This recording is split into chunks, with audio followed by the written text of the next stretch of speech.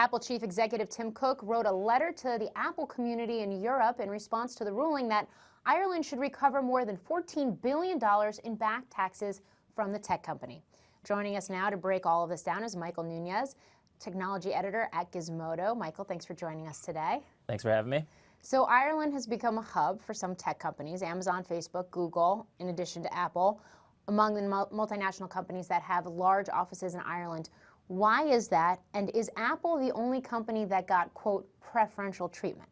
Well, so Ireland has been known as a tax haven for decades, and that's because they're charging a much smaller corporate tax than the U.S. So the U.S. charges about 35% a corporate tax to major corporations, whereas Ireland only charges about 12.5%.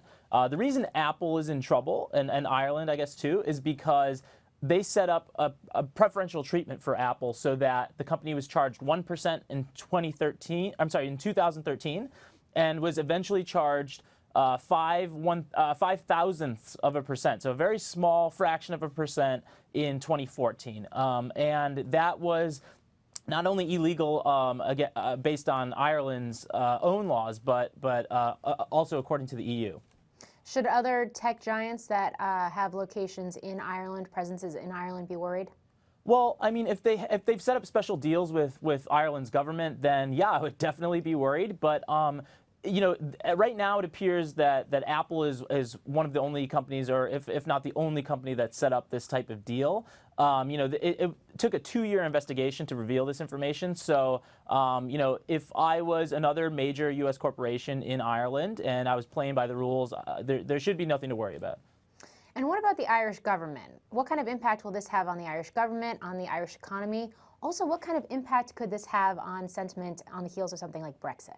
Well, yeah. So I mean, if you're the Irish government, this definitely calls into question, you know, I guess the sovereignty of your government, right? Can you set up special deals with specific corporations, and do you have the right to do that, especially if you're part of the EU? So I think Ireland has to or the Irish government has to ask itself, you know, whether it wants to continue to be a tax haven and whether it can afford to do that, especially if it's setting up these, you know, these backdoor deals, I guess, with companies that they, you know, really want to attract. So, you know, as far as this impacting future decisions, I think it just comes down to how closely Ireland wants to cooperate with the EU, and you know, vice versa, how much the EU wants to control the nations that make up that entity.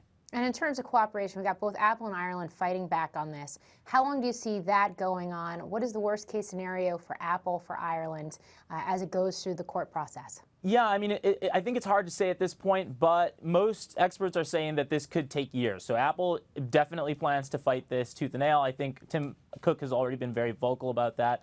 And the Irish government is not taking well to this either. I think that you know, both parties are expected to challenge this, and it's expected to take years for this to play out. So you know, so this is something that we'll definitely revisit in a couple of years, I guess.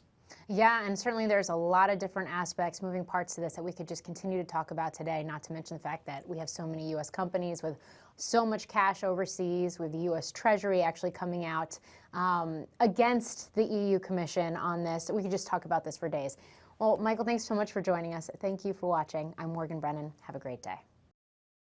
Hey CNBC fans, thanks for checking out our YouTube channel. Here you're going to find videos packed with all of the information that you need to be smarter about your finances. You can subscribe by clicking right here, and click on all the videos around me or the eye right here to watch the latest from CNBC.